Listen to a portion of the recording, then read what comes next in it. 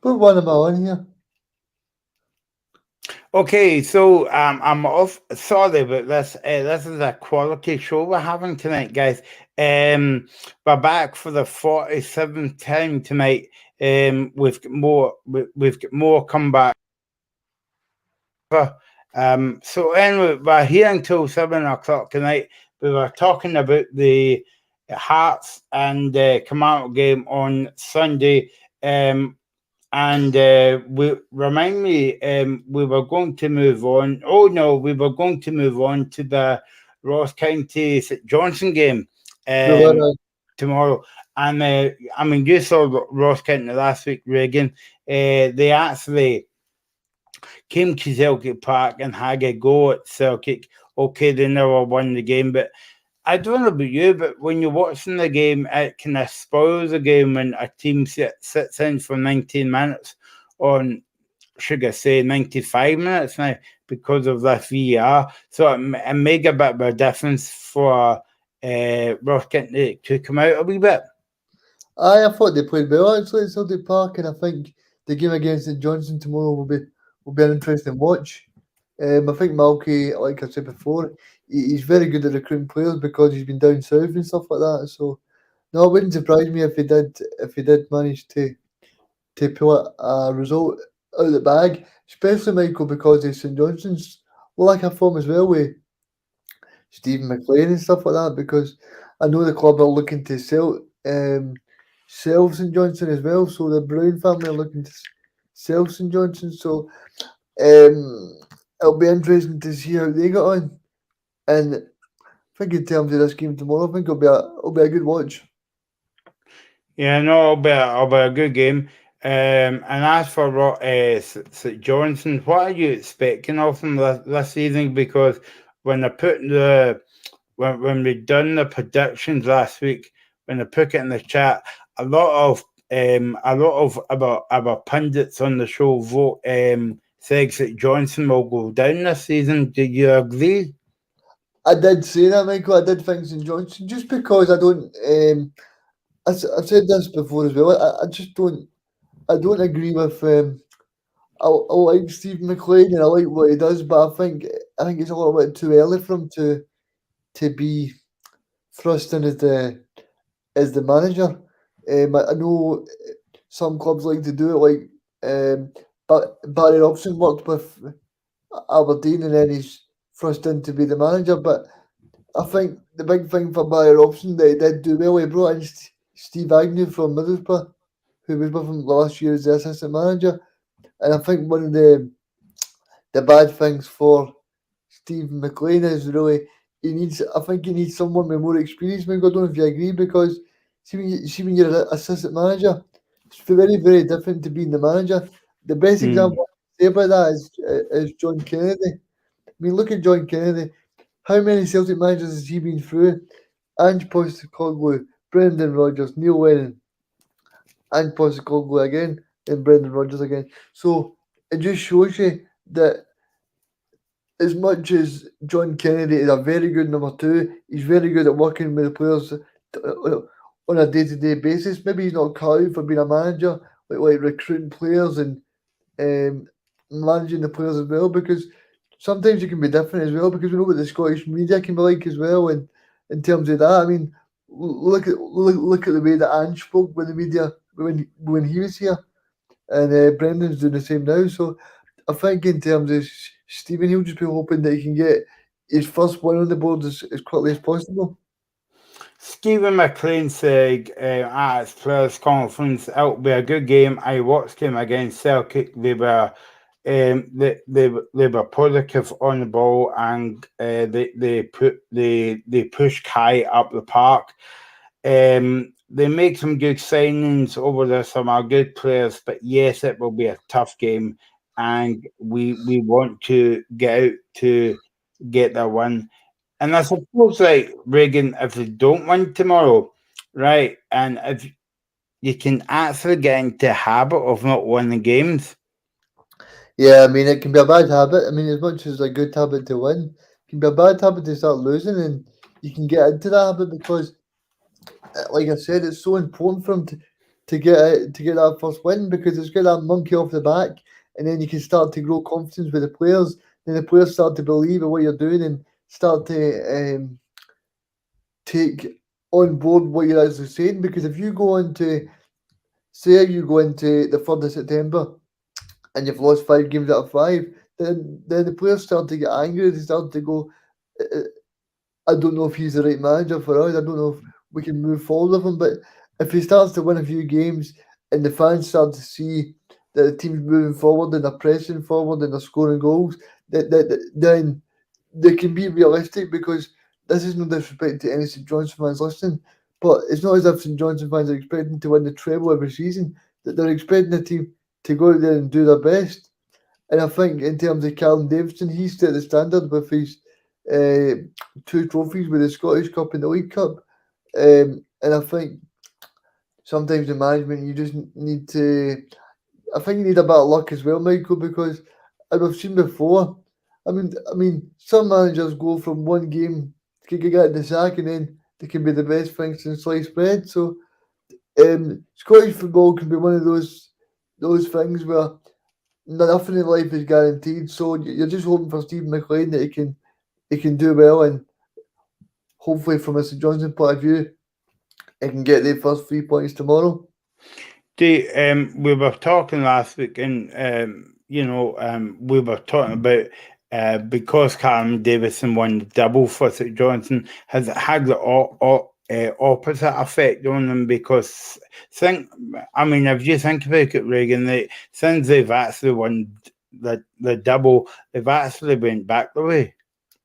Yeah, I think it's like I said earlier with the case in point. I think it's the Brown family looking to sell the club eventually over the next couple of months. So I think that's putting his part where they're not putting they're not putting as much money into the club. Maybe that's part of the reason why Stephen McLean is the manager. The fact that they're not putting money into the club Mm-hmm. because um, if you're looking to sell a business, then why would you get the best possible manager? Um, I think the important thing for the St Johnstone board and Stephen McLean is that they make sure they go out and they back him in the transfer market because as we've seen with Falkirk, Dundee United, Hamilton, I mean that's just three of them, Michael. But we've seen once you get into the habit of losing, you can quickly spiral down the first division, second division, and then it can just stay there for life. And St Johnson don't want to be a yo-yo team. No, exactly, and I like going up to St Johnson as well. They've got an IP park up at McDermott. I don't know if you've been.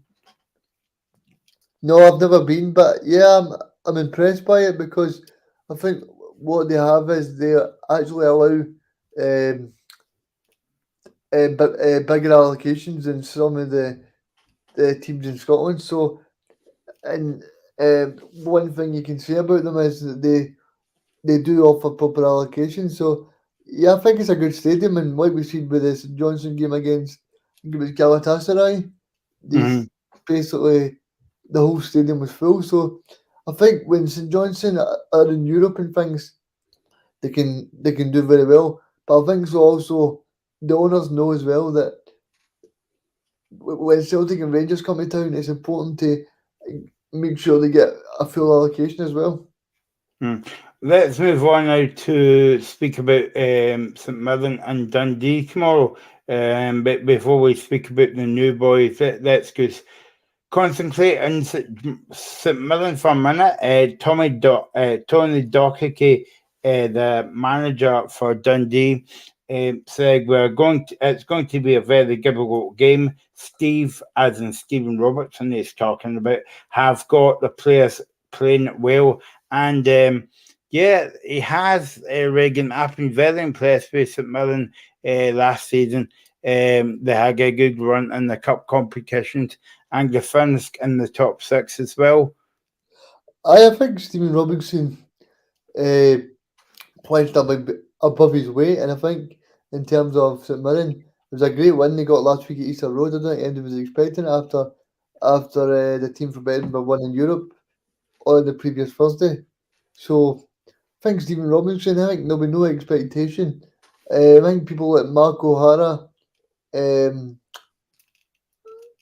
and they've got is it Conor McLennan as well? They've got Yep. few players that really can light up a game if they get a chance. So I think in terms of St Mirren, I think they're in for another positive season. I think it's just a case of Stephen Robinson trying to find any little gems that he can in the market. But I like I said, yeah. sorry, Michael, you go. No, I was just going to say, yeah, that's a good point you've made about St Mirren. As for Dundee, we were talking about them last week, and do you think it's a bit of a risk how Dundee has signed about 8 or 9 loan players? They're not signed. Um, that can go one of two ways because in terms of loan signings, they can get in better quality for cheaper, and then they could that could possibly help them in the long run. But I do get your point in terms of all of these players know that they're going to possibly not be there next year if they're not in the Premier League. So I do understand your point, but in terms of Dundee, I think probably they've got from financial issues as well. So you need to bear that in mind as well. And I think in terms of Dundee, I think I've been quite impressed by them because they've got uh, Scott Tiffany who's Mm-hmm. playing it on the wing for Partick them. Thistle, I yeah. watched him at Partick Thistle last year when I was seeing a few of the games, and I thought he was played really well. And I think they've got is it Zach Johnson as well. Yeah. So they seem as if they've got a few decent players, and I think Tony Docherty. I know they got put out the Viaplay Cup, but that was only by one solitary goal, so they can't be too despondent. Thinking in terms of Dundee, though, I don't know what it is, Michael, but it seems like Scottish football are actually giving young managers a chance, which is a breath of fresh air in some cases, but it's another case you're kind of looking and wondering how it's going to go. Thinking in terms of this game, though, it's quite interesting because nobody expected St Mirren to go to Hibs and win that game, and it's got a tasty matchup to it. I don't want to say this in a disrespectful way, Reagan, and I hope people don't take umbrage with me in this comment. But when we spoke about St Mirren there, sorry, St Johnson, appointing Stephen McLean and Dundee with Tony Docherty, now both of the managers has got something in common, Reagan. They've always been number 2. So, do you think that I know Scottish football hasn't got a lot of money, but do you think that they went for? I'm scared to say this because in case I get a backlash, but do you think that Scottish football went for the cheap option? Possibly, aye.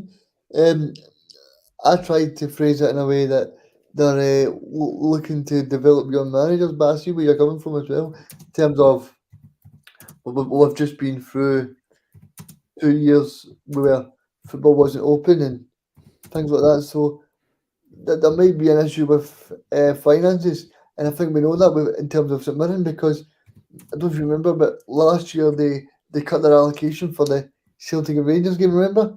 Yeah, And told they told their supporters that they still had to pay 30 or 40 quid towards the ticket. Was that right? yeah. Well, I know for the away fans it was yeah about 45. Yeah, between 40 and 45. Yeah. I mean, I think in terms of St Mirren, I think what they'll be trying to do is they'll be trying to get that top six secretly because I think Stephen Robinson will be disappointed that he didn't manage to do it because that top six finish was a realistic goal for them. And in terms of St Mirren, they would have been disappointed because at the end of the day, they missed out by one place. So they would be hoping that it was going to be their season. But obviously, the team for Edinburgh slipped in instead. Yeah, no, exactly. So Don't forget, you can comment on anything that we're talking about. Goose, put it on the chat on YouTube, and also you can give us a wee follow on Twitter, or maybe it's called X now. Not my Well, X. you know what I say that You because Elon Musk might sue you.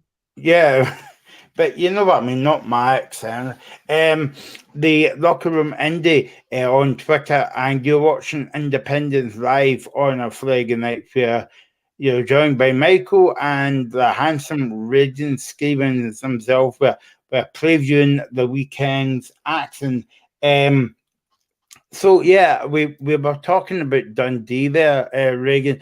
How do you think? I know it's early on, and we're just coming up for game two, but how do you think they'll go on this season? Bearing in mind, I asked you the question about Dundee signing 8 or 9 loan players, but how do you think they'll do overall? In terms of Dundee, I think they'll embrace it because this time last season they scraped up to the championship on the last day of the season against Queen Park in that mammoth 5-3 victory at Stennis Muir. So I think they'll embrace it because that's all you can do when you play better opposition. Better opposition. I think that's something um that Dundee will be home for. They'll be home that they get a big crowd in there that can support them on. Because as we've seen, all the teams that normally stay up from the championship, they rely on the home fixtures. So they'll be hoping that they can rely on the home fixtures to stay up. I think in terms of Tony Dockett, I think that'll be the only ambition for them is to stay up. Because I think they've got some good players, Dundee, but I don't think they've got that strength and depth to make a charge into the top six. It's quite weird in the way, Reagan, because I was looking forward to a Dundee derby, but to be honest with you, Dundee and Nike went down and Dundee came up. I actually watched Dundee United during the pre-season. I went to the Viaplay Cup game against Falkirk, and they won 1-0. Uh, so I think Jim Goodwin's been under pressure from the off, but I think now we've seen the game against Arbroath last week, and they played very well. So we can't argue with it because I think they'll be strong favourites to go up. But you've also got the Championship last season proved it. It's a very strong league. And I think Dundee United they need to get up for financial reasons because that's why they kept Jim Goodwin on. It was to hopefully mount a challenge and get up there because Dundee's United supporters won't take another season in Division Two of Mm. Scottish football. Yeah, no, I get it, exactly. Okay, let's move on to the Sunday games, and there's a lot of on Sunday because of the European action. By the way, talking about Sunday, me and Reagan and Mr. Graham Duffy will be back on Sunday night. Our change to the schedule. Instead of going to the bingo on Sunday night, why not watch us? We're on at 8 o'clock on You got Sunday the night. England Sunday, Michael, aye? Yeah, I got the bingo every week, every week. I still don't win a penny, but anyway. And if you believe that, you believe in Santa. So we're on Sunday night between 8 and 10. Join us as we review the games of the weekend. Okay.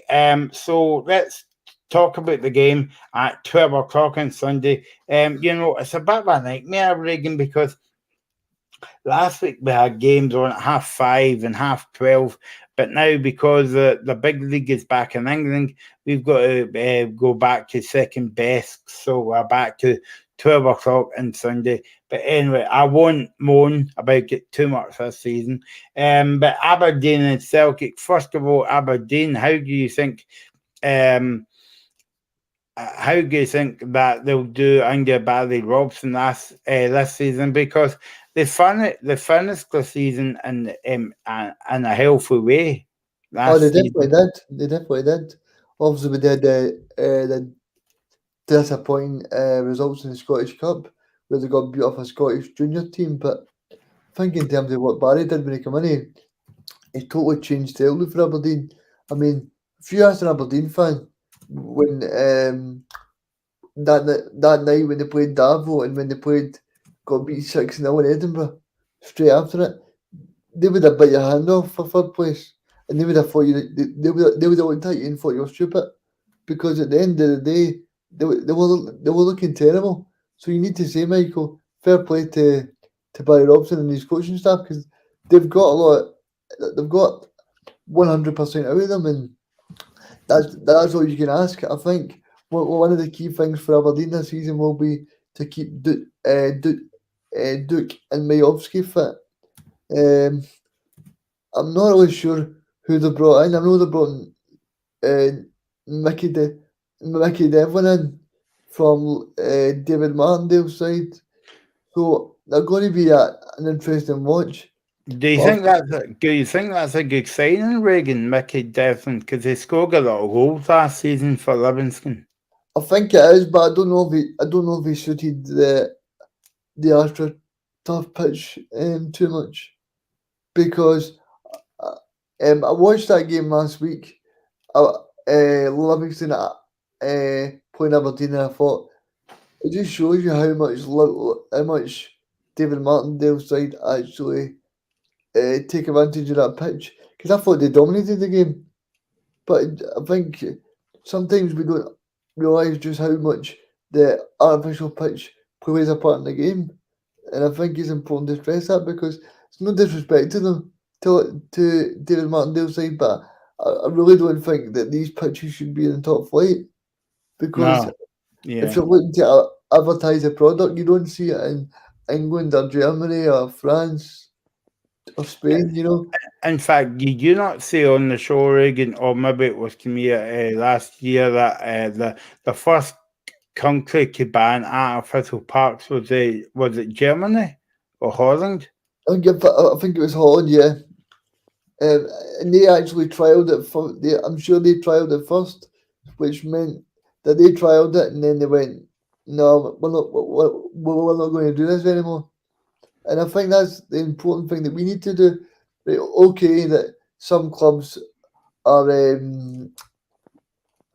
are not willing to scrap the artificial park. Well, you need to do what they do in the junior league. See, in the junior league, if you've not got floodlights, you can still play, but you're not able to win the title. So I'll give you an example. So Beef Juniors won the Premier League last year, but Beef Juniors were not able to win the title because they didn't have floodlights. So Right, yeah. I think in terms of David Martindale's side, I think it's important to stress that I think one of the rules that they should probably do is anybody who wants to play artificial pitches, fair enough, but it shouldn't be included in the top flight of Scottish football. Has Conferring still got an artificial park, Reagan? I don't think so, no. Because I remember when they were in the top division, they not open up to the public, and the public could come in and play like 5-a-sides or 7-a-sides Yeah, during the week. I mean, I was at Falkirk and their pitch is plastic pitch, but it's in so much better condition than And Kilmarnock. Kilmarnock and Livingston. I think one of the interesting things you need to bear in mind as well is people tell you that it's because of money. Will you try to tell me that Motherwell are making more money than Kilmarnock? Of course they're not. Okay, that's yep. And Aberdeen's in Europe this season. How do you think they'll go on, Reagan? Aberdeen's got a big opportunity, Michael, because they're playing FC Häcken from Sweden, who they beat 5-1 before, 3 years ago under Derek McInnes. So they've got a big opportunity there. Where if they get through that, then they're going to be in the group stages. So I think it is important for them to get that, because, as you'll know yourself, Scottish football took a battering with the coefficient. The coefficient table is very, very important. I mean, you look at Motherwell last year, get beat off an Irish team, and then you Kilmarnock the year before getting beat off a Welsh team. So I think it's important to stress that as much as we want these teams to do well, I think it's important to stress that they sometimes have just not been good enough, and they need to improve because me and you and Graham and everybody else in the show enjoys watching Scottish football. We want to see the teams doing well. We don't want to see them getting beat 5 or 6 by a Maltese team or a German team or a Swiss team. We want to see them go out there and do well. I think it's embarrassing for Scottish football when that happened, Regan. I think it definitely is, and I think what do you make of Rosenborg? Do you think they're an embarrassment last night, or did you expect that? Because I know they played Celtic a couple of years ago, but I think the standard of Norwegian football has got a little bit worse over the past Mm. couple of years than it was about 4 or 5 years ago. So I think in terms of that, it's a difficult one. But I think in terms of that game next week, I'd make Rosenborg slight favourites, but I would think to myself, ha, if Hearts can get an early goal, make it 2-2 on aggregate, then anything can happen because Tynecastle's a very good stadium to be involved in, as people will tell you that have been there. Okay, let's talk about Celtic then. Brendan Rodgers actually held his press conference on Wednesday. I don't know why, but he was there on Wednesday, and they were speaking about the game. So this is Brendan Rodgers speaking about the game against Aberdeen on Sunday. Challenge for us. I never anticipate ever an easy game against them. It's always a tough place to go. So we go there expecting to have to fight, to have to play well to get the result. Will probably be out for a few weeks. He obviously he hurt his calf against Atletico Bilbao, but he trained on. No one knew he trained on. He was involved in the game obviously at the weekend, and then he trained on the Sunday. And then afterwards, he obviously spoke to the medical team to say that he'd felt his calf and it's ended up he's got a calf problem, which might put him out for 46 weeks. So that's where he's at. Apart from that, the injured guys are doing really well. Ali Johnson's back on the grass, running, working. He's up in his intensity. So that's really, really good. Good news for us. Marco Tilio is again now out on the grass as well, so he's moving well. So that'll be great. We expect him maybe to be middle of September, so another month or so away. But he's out on the grass, which is a big step forward for him. So, but apart from that, we're okay. There we go. That was Brendan Rodgers. Before we go on to the game in Sunday, Reagan. Scarfield has now left Celtic. How big a loss will that be for Celtic? I know people in the mainstream media, they kind of use Starfield as a scapegoat, Michael, as you would say. Do you know what I mean? They kind of said that Starfield was the guy that let Celtic down because TCV was that good. I think in terms of Starfield, I think the stat is 44 games he's played for Celtic and he's not lost a game with Yeah. Carter Vickers in the team. That just shows you. And I think in terms of Starfield, I think he'll be a big miss. I really do, as much as people have their doubts about Starfield, but I think he was a good player for Celtic. And the biggest one that you can pay gratitude to him for is he won 5 trophies. So that's all we can do at Celtic is win trophies because that's what that's what the Celtic fans expect. And for Starfield, he's got all these great memories. I mean, as much as he's not moving on with Brendan, he's still got all these great memories of Celtic, and I'm sure these are I'm sure these are memories that will look for in a long time. Obviously, it's going to be a big test for Celtic on Sunday with Scarfield or with, but I think it'll be even bigger without Scarfield now. And the first place is Aberdeen on Sunday. How do you think they'll cope with that? I think Aberdeen will be a difficult test, Michael. I really do. I think Barry Robson's and Steve Agnew's got them set up well, as we spoke about earlier. But I think in terms of Brendan, I think he's got a very good record up there. So I would expect Celtic to come out fine at the traps. The interesting thing for me, Michael, is will Brendan start Rio Hatai or will Mm. Brendan go with David Turnbull? Because I would say if Rio Hatai doesn't play against a big game like Aberdeen, I think we could be saying goodbye to him. I really do. What do you think of Brendan Rodgers saying there that is going to be missing for 6 weeks? Do you think that's a position that Celtic would like to bring in another striker?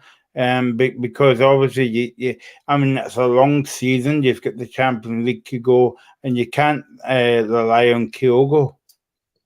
Yeah, I think it definitely is a position that Celtic are looking to strengthen in. Plus the fact that I don't know if I don't even know if if he would be the second choice striker because Brendan's played by Eda through the middle during the Japanese tour in 2023. So I think in terms of that, you would say that he would probably be looking to strengthen Eda. I'm a little bit disappointed with O in terms of like if he got injured in the Babal game, why is he not telling Brendan then so the injury can be assessed? Mm-hmm. What I don't get why he decided to wait another 5 days before he told the medical staff. And also, what do you think of Brendan coming back to Celtic? Obviously, this is the first game we spoke since he's come back to Celtic. What do you think? I think he's the best possible manager at the best possible time. I think obviously Brendan left, and I said at the time I thought Brendan would move to Leicester as much as that day every Celtic fan on the planet was not happy with him. But I think he's the best possible manager, the best possible time, and I don't think you could get any manager better at the moment. I really don't. Like who are you going to get? You could get the Man City coach Maresca, but he's never managed a team before. He was only an assistant manager to And Pep Guardiola. you don't want to take that gamble. No, you don't, and that's the thing with Brendan. You know, he's tried and trusted. He Mm. knows Celtic. He knows how to win, and I think the thing as well for him is he gets 7 trophies out of 7. He played some great football, and I think, do you know, Michael? I just think he might be tempted to bring in a marquee signing like Kieran Tierney again or something like that because he's got 3 weeks to go. He needs a left back, in my opinion, because I think Bernaby. I'm reading the paper today, and supposedly Brendan was not happy with him because he slept in. So Yeah, I yeah. think, No, apparently, he never turned up to one of the team meetings last week. That's why he wasn't in the Matske squad. Reagan against Ross County. yeah, and I think it's disappointing for Bernaby because he knows he's automatically second choice. But see, if I was second choice at Celtic, Michael, I mean, I can't even get in the park. So if I was second choice, I would just be sitting on the bench anyway. But if I was second choice like Bernaby, I would be trying my best to impress Brendan. I would be doing everything. I would be training right, eating right, making sure I'm doing everything he's asking. But for Bernaby to miss that team meeting for the Ross County game is disappointing for him. Because I'm sure when Ange was in, he got himself into a bit of bother as well with the traffic cops. So he'll be hoping to get himself and try and beat Greg Taylor because I remember during pre-season, Michael, he had that great wee goal against the Japanese side. Do, from outside looking in, Reagan, do you think it's a good thing that Brendan Rodgers is putting down a marker for Burnaby? So that means if anybody else doesn't turn up to training or time or meeting before a game, you're not in the squad. You're not even getting a game that day. Do you think that's good for somebody to hear that their manager is actually putting down his foot and say, well, you need to come up here at this time or else? I think in terms of Brendan, he's got a structure. He's been manager of great European clubs in the past, and he's also managed in the Premier League. So you can't argue with his managerial record either. He went to Leicester, won the FA Cup. He got them to two fifth place finishes. And if he'd have beat Man U in one of the games, he would have got Leicester Champions League football. I mean, to get a club at Leicester Champions League football would have been incredible for him. So I think sometimes we need to remember that Brendan's a big stature of manager, and if he did, well, see, one of the good things I liked what he said about Carl Starfelt, he said, "I don't want players that don't want to be here." And see, if you don't want to be here, I think that was the biggest downfall on Neil Lennon. See that 10-in-a-row season, he kept about 10 players that didn't want to be there. He kept Ayer, he kept Christie, he kept Edward, and those guys openly said that they didn't want to be there. Do you know what I mean? And sometimes you want to keep a happy dressing room. That's what I said with Starfelt and I said with Rio Hatate earlier, because you Celtic want to be going for as many trophies as well, but they also want to be going for European football as well. And can you imagine if you've got a few bad eggs in the dressing room and you try to do that? Yeah. Yeah, so but I suppose that Neil Lennon season did do that because did you not come out after one of the European games and say that there's 4 or 5 players that didn't want to be here? Yeah, it was Ferenc Faros at home. Yeah. So yeah. Do you think it'll be obviously the last 2 times Celtics went up there, it's been very comfortable. But do you think it'll be more of a tight game this spring? Yeah, I think it will be because I think Barry Robson's I think he's proved that he's a manager of a top level in terms of what he did with Aberdeen last season. But as managers will tell you, time moves on quick, and I think in terms of Barry, he'll be disappointed that last week didn't go to plan in the Tony Macaroni Arena, but he'll be looking to bounce back quickly. I think for Celtic, their added incentive is that they're playing against an Aberdeen side that they know is going to be up for it, but they also know that Rangers lost last week and they want to send a marker out that they are the number 1 team in Scotland again. Okay, so we've spoke about Hearts and Kilmarnock with Graham, fun enough.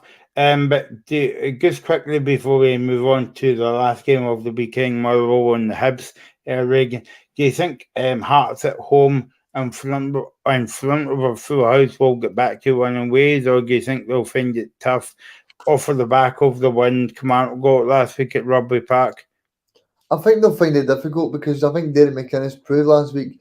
He was banging on all week in his media conference about his team not beating Rangers or Celtic, and then they go and do it. I thought it was a great bit of psychology for them, for the players, because it's all about having the self confidence to go there and do it. I mean, I thought Commander did really well last week, and I'm glad to see I'm glad to see that people in the commentary booths were praising Commander rather than saying how bad Rangers were, because I thought they played really well. I think he's recruited quite well as well, Derek, and I think that's got all the makings of actually a very good game to watch. Okay, that's obviously the Hearts Kilmarnock game. Motherwell Hibs game is a 3 o'clock kickoff. The only game it's midday, as I said, because it's on Sky. Aberdeen against Celtic. Before we move on to speak about Hibs and before we move on to speak about Motherwell and Hibs, let's hear from the Motherwell manager Stuart Kettlewell ahead of this game. John Obika, Mika Beereth was just short in terms of making the bench, and Harry Payton. These guys are making strides to be fit. It might again come a fraction too early for 1 or 2 of them, but we'll just monitor that. Obviously, with the game being on the Sunday, we've still got Friday, Saturday training sessions, which is good for us and gives us a chance maybe just push them a wee bit closer to certainly being in contention for the squad, I would say. I think the Hibs players, staff, fans will come off the back of that feeling good about themselves, and it's just really important that here on Sunday that we try and stem that flow, that we try and plant a seed of doubt somewhere. Again, the knee-jerk reaction in football has been relatively negative to a couple of the Hibs results, and we have to try and make sure in the first 10 or 15 minutes of the game that we can really put a stamp on it, whereby, as I say, that we can cast that seed of doubt and start to frustrate them and make life difficult for them. I think if we let them get ahead of steam up like they did at certain times last night, then it becomes a difficult afternoon. There's 100 different ways we could look at it. One thing there we through go. that That tie, was then there's a massive carrot dangled at the end of it. I spoke to a few of their officials and a few people around about the stadium last night, and rightfully so. That's a lucrative tie potentially waiting for them at the other end of it. But again, there's any number of proper first team players that are sitting on their bench that will want to get the opportunity if they get it on Sunday. So sometimes that can elevate the levels, the energy levels, the quality, whatever. So there's so many different ways we look at it. Can fatigue kick in, that hangover of a good result or whatever? Who knows? Who knows? I think we just have to be our best version, and we just have to concentrate on ourselves and make sure again that our players know what they might potentially face. And if we're at our best, we'll give ourselves a chance in the game. It's as simple as that. There we go. Stuart Kettlewell speaking about the game on Sunday, and obviously we're speaking about the Hibs game as well last night as well. And they've got a mouth-watering tie against Aston Villa if they won a battle for that game. Yeah, I need to go to that. I need to go to that game. I was saying that Stuart Kettlewell was talking about the Aston Villa game if the Hibs beats this team next week. We'll speak about Hibs in a minute, but have you been impressed by Stuart Kettlewell since he's come into Motherwell? I think in terms of last season, he was the recruitment guy. He was the guy upstairs, and people are saying, "Oh, why are we going for the cheap option again?" In terms of replacing Stevie Hamill, but I think when he's like I said earlier with Barry Robson, sure Kettlewell's brought in Stevie Freewood, if I'm not wrong, and he's number 2. He's assistant manager, which means he's got a lot of experience. He's got a lot of interest and stuff that he can pass on. So I think that helps as well that he's got all that experience, because you don't want to go into a situation where Stuart Kettlewell goes into the job and he brings in Stephen Ferguson again, where two of them are doing the job together and they're not confident in what they're doing. I think in terms of they've got a steady Eddie and Stevie Frio, and I think in terms of Motherwell, I think they can look forward to a good season. Probably the one guy that stood out for me in pre-season was Muller, the son of Lee Muller. Mm-hmm. And I think he'll be the one to watch this season, because not just from a Motherwell point of view, but from our Scotland point of view as well, because we're looking to see young talent come through and try and do well for the Scotland squad as well, because we want to see the squad develop and we want to see young players get a chance as well. And I think in terms of Motherwell, I think Stuart Kettlewell will be aiming for the top 6 quietly. Yeah, I've been very impressed since he's come in. I think, I don't know if on the show as well, Regan, but I think if Stuart Kettlewell came in earlier, maybe like November, whatever, Motherwell would make the top 6. Yeah, I tend to agree with you, Michael. I think that in terms of Motherwell, I think they probably would have, because when you look at Stuart Kettlewell's record when he came in, he actually did pretty well, and I think that's a credit to him and his coaching staff, like I said earlier. And I think in terms of Motherwell, it was a big disappointment for them to get rid of Van Veen, but I think when the opportunity came to go back to his homeland and for Motherwell to then get a good reward in terms of they've got a squad that they can build on, and they're going to get proper money in from to reinvest, then they're not able to say no to that kind of money. Okay, and do you think, you were saying about Van Veen, do you think he'll be a big loss this season for Motherwell? I do. I mean, I think he scored something like 28 goals last season. I mean, some of his goals were incredible, but some of the games they were drawing 0-0 at the point, and he got the penalty or the goal. And I think he was the kind of game changer for them. As for Hibs, David Gray was interviewed today on Hibs TV, and he said it was a fantastic performance from start to finish. Yeah. It was obviously talking about last night's game. It will be a difficult game on Sunday. They did very well, but we're looking forward to the game. Before we talk about Hibs and Motherwell, let's talk about the Hibs game last night. I only saw the second half. I thought Hibs played well, and there was a decent atmosphere at Easter Road as well. But I mean, I suppose it doesn't really matter if it was a poor atmosphere, a brilliant atmosphere. Honest, the team does well on the park and they won the game. Yeah, I mean, what a great goal by John Euro as well. I don't know if you've seen the goal, Michael. Yeah, no, What that a was goal it good. is from Good him. team goal. Yeah. Aye. And then their brand new striker got his goal as well. So I think Lee Johnson overall will be happy. And he'll be happy that maybe the supporters will get off his back a little bit now because they're only 190 minutes away from playing the mighty Aston Villa. So and John McGinn, who of course will win the Scottish Cup with them. Yeah, you could say it's a John McGinn derby if they play Aston You Villa. could, aye. Because I think people forget as well. John McGinn was so good for him. He was so good for Neil Lennon, but it was so good for Alan Stubbs as well when two times of them being a championship side and getting to the Scottish Cup final. I remember them getting to a League Cup semi-final and then getting beat by a Brendan Rodgers Celtic side when Neil Lennon was in charge. So I think in terms of John McGinn, I think he's only got positive memories there.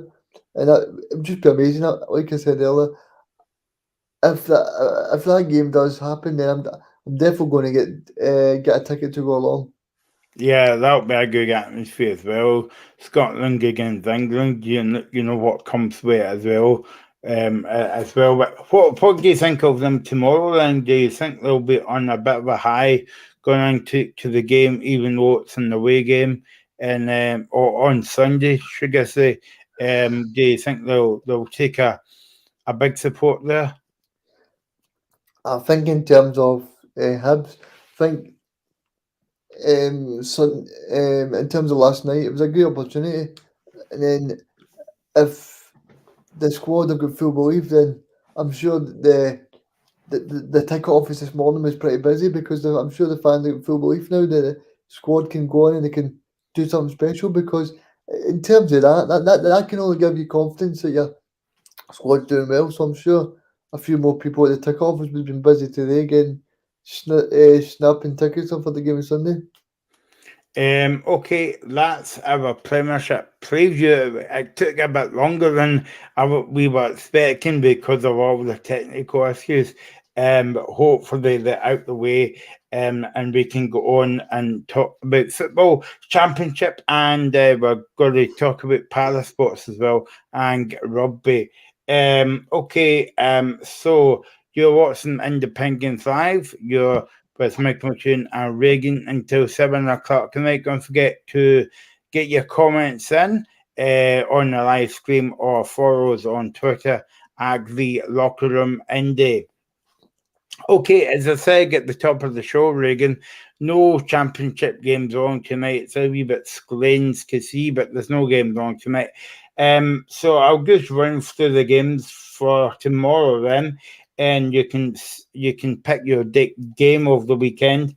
Early against Packet Thistle, Ayr United against Inverness, Dundee United against Glenfermon, Queen's Park against Arbroath, and finally you have Race Rovers against Morton tomorrow. Reagan, what's your top game there? I think they're all pretty interesting. The interesting one for me this season is Dougie and Morton because they actually did well last year and then they kind of fell off near the end. So I think they will be interesting to watch. I think Queen's Park will be good to watch this season. Um,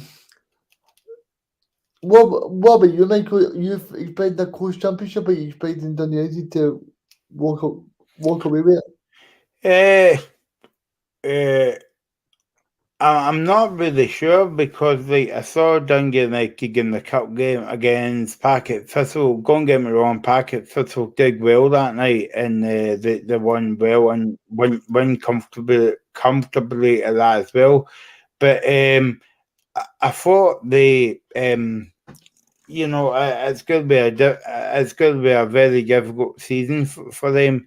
Can they get up and win one goal? I'm not so sure about that one. I don't know about you, Reagan, but I would like to see them back up in the division because they're a good team.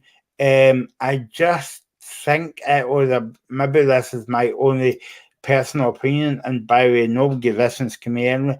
I just feel as though it was Jim Goodwin jumped back into the game far too early.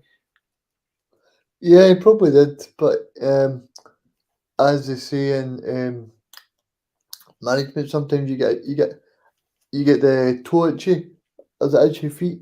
They say you get itchy feet, you want to get right back into it. So I think in terms of Jim Goodwin, he's probably just wanted to get right back into it and see what he could do. But I do agree with you in terms of that 6-0 defeat against Hibs and then the 1-0 defeat away to Darvel. That surely had an impact on his mental health as well. Surely, Yeah. because he was front page of the paper, he was on every news channel, every radio station. So that's surely got to take its toll on his mental health as well. I'll tell you what's a very interesting game tomorrow, Reagan, is Ayr United against Inverness because, okay, Inverness was in the cup final, but both of their teams were in the playoffs last season as well. Yeah, I mean, Lee, but I mean, he's actually did well, and I think in terms of they've lost their top goal scorer to York City, Aki Nemi, who was outstanding for them, scored 20 odd goals. But I'm sure Lee Bones recruited well. I'm not entirely sure who he's brought in, but in terms of Inverness, they got to the Scottish Cup final, as you know. Celtic, they played the final and they played pretty well. They scored that goal. So I think Billy Dodds will be looking to try and get his side up at the first time asking. And Queen's Park against Arbroath. Now, I was watching the Arbroath game last week, and I was just thinking to myself, would you not love to meet Dick Campbell down the pub? Yeah, I mean, what a guy. I mean, we need to try and get him on one day, Michael, on the show. Yeah, no, that would be good. Yeah, I mean, it was a bit of a shame that they lost 4-0 last week.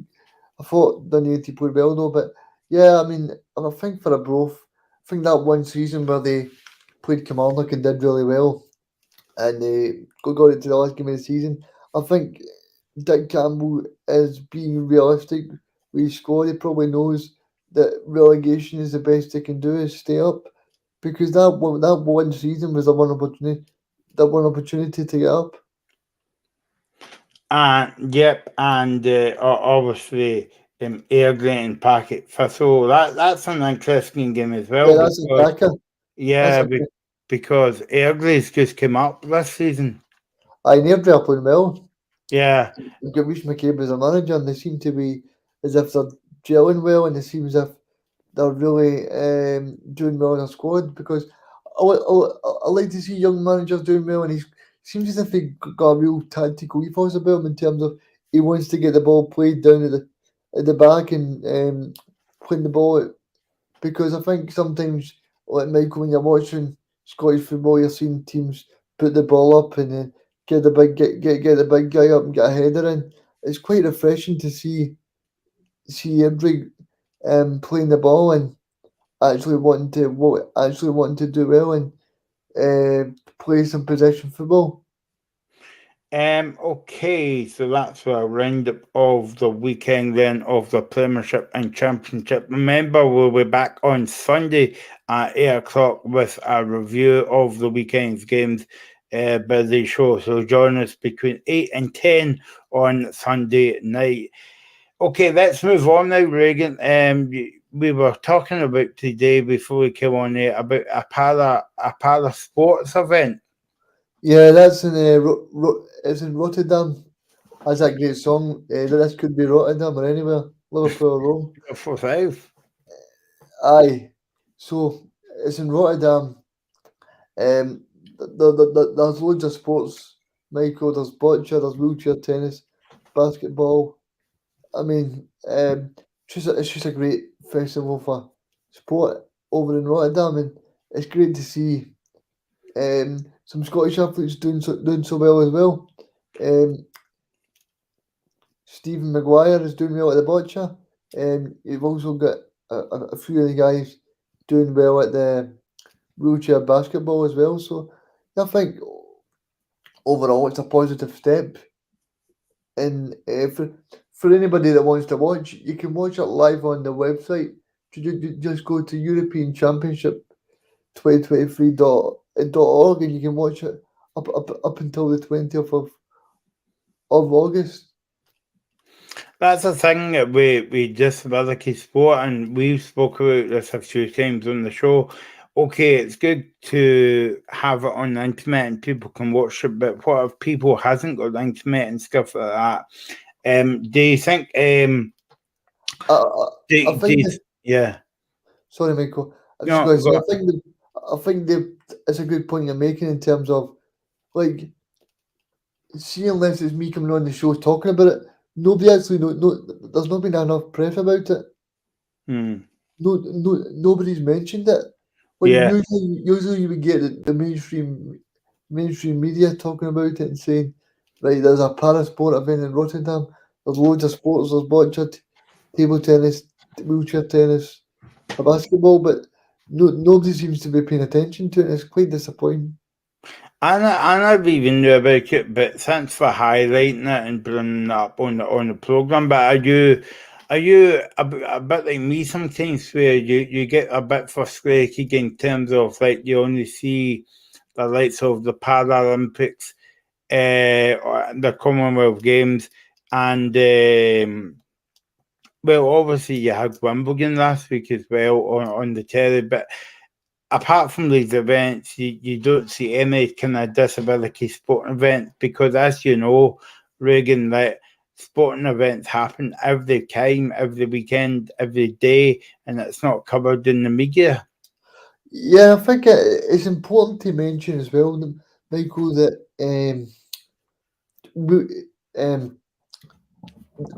these sports are only going to get noticed when they're on normal TV. So it's important to stress that nobody's saying that if you don't enjoy it, then fair enough.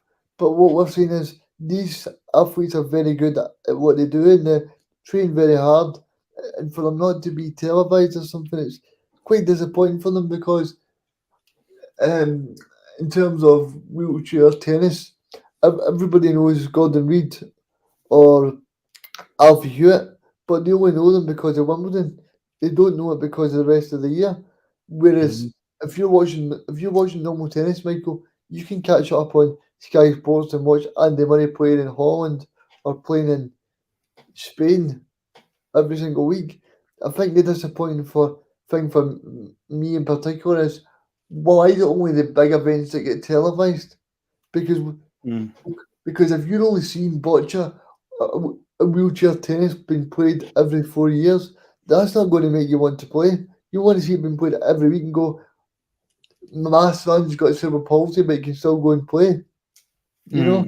Yeah, no, that's a good point, and we've got to say well done to Neil Fatshey, won a few medals at the UCI Championships in Glasgow. Just quickly, do you think that's been a good thing for Glasgow to highlight the cycling where everybody can come together? I think in terms of the cycling's been a good thing for Glasgow, but I think overall I think that's why we built we built things like the Emirates Arena, because we want to stage these big events in Scotland, and I think it's great growth for the sports that we're bringing to Scotland and showcasing the country, because it's about time we have a big sporting event in Scotland.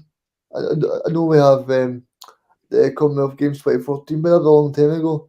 I suppose the only bad thing for the Glasgow punters has been the traffic, but Yeah. I think overall you need to say the event's been a huge success, because it's drawn in a lot of people, and a lot of people hopefully uh, on the back of this will take up cycling, or maybe come back to Scotland as a tourist or whatever, because these are the events that showcase the country as well.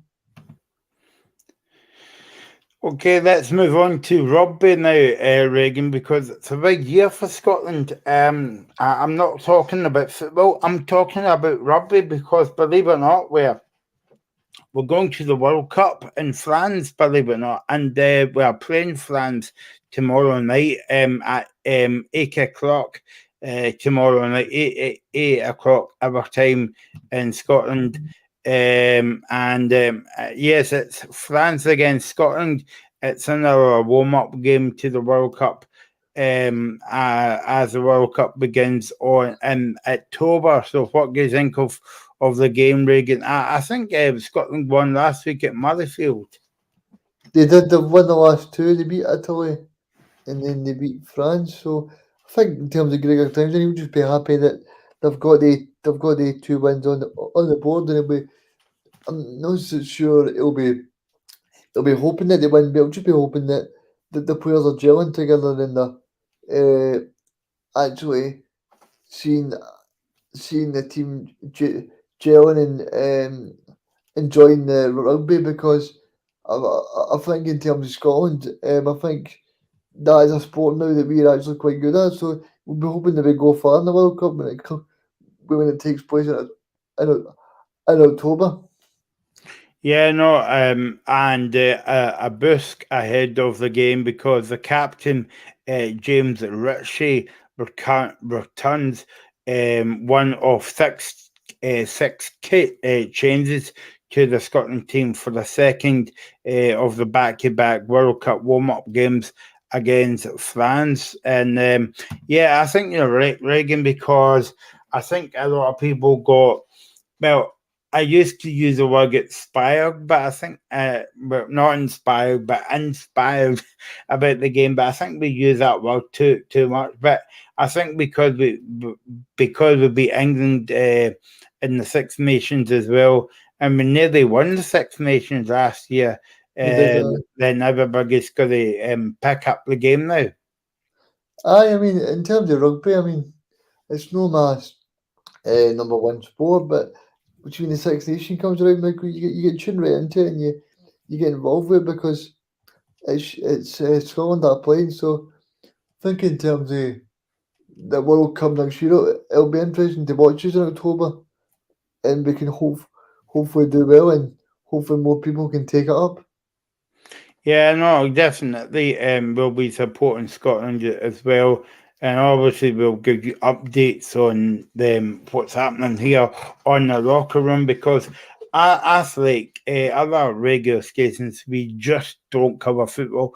We cover everything as well underneath the sun.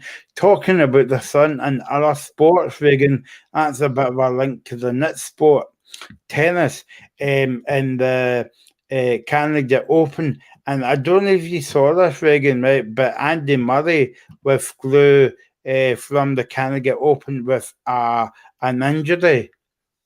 Yeah, he won his opening two games against Sinogo, and I can't remember the second guy's name, but he won his opening two games, and then he picked up a lot of injuries. So it's just disappointing, because it was the first time that Andy Murray got to a last 16 tie for a long time. So he would have been hoping to go further, but I think in terms of his body now, I think Andy Murray's getting closer to that time where he'll just call it a day, because it's a shame, because he does all the travelling, he attends all the events, but sometimes your body I think sometimes you need to look. I think when your body's telling you to stop, you need to stop. You know what I mean?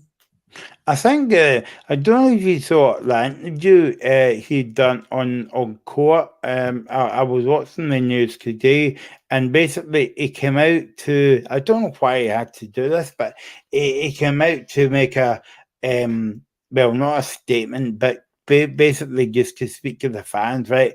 Why he pulled out the game, and I'm sure that there was one or two boos from the audience. I don't think that's right. I think they should be getting behind him, Skegger, booing him, you know. I think maybe they didn't understand why he was not playing. Maybe they've paid £200 for the ticket and they're disappointed that he's not going to be there because I think people forget as well, Michael, that as much as Andy Murray, he's got a few years left, he's still a big attraction for people to go and watch. Yeah. I saw his first round game, Reagan. I think it was Monday night, was it? And It was Monday, aye. he played well. He did. And I think in terms of Andy, I think he's trying to build that ranking up so he can go to the US Open. But I'm just hoping he'll be fit now in terms of the US Open because I know that I think it's September it starts, so he'll just be hoping he can get himself fit. And he's got Ivan Lendl in his corner. Do you think that because Andy Murray is playing on with an injury and Barry is doing well, do you think the best of 3 sets help Andy Murray instead of the best of 5 sets? Yeah, I think just in terms of his fitness as well, because I was talking to you about Andy Murray and his fitness there, and I think his fitness is still good, but I think in terms of the top level players, Michael, it's important that he takes it in his stride, and obviously now he's not going to take it for granted because in terms of what Andy Murray achieved, it's been absolutely incredible. It really has. Yeah, and just a quick word on Gordon Big at Wimbledon, go back to para tennis and Alfie Stewart as well. He won. Well, we get beat in the final of the wheelchair singles, but he did well. Aye, Gordon Reid and Alfie won the doubles as well, which was great for them. And I think in terms of that, those two are really great ambassadors for disability sport, Michael. They really are. Yeah, no, exactly, and but yeah, I mean, it's but going back to tennis, we need to I think it starts at the end of August, the US Open. Yeah, and I think the big favourite will be Djokovic, but as we've seen at Wimbledon, there can be a few surprises. Yeah. Well, I've got a surprise for you, Reagan. That's us finished. Can we didn't have any hiccups?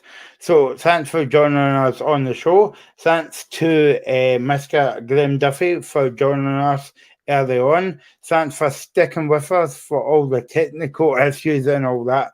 Hopefully we're back up and running. We'll be back on Sunday at 8 o'clock reviewing the weekend's games and whatever you're doing this weekend. Enjoy your football, enjoy your sport, and we'll see you on Sunday. Thanks for watching.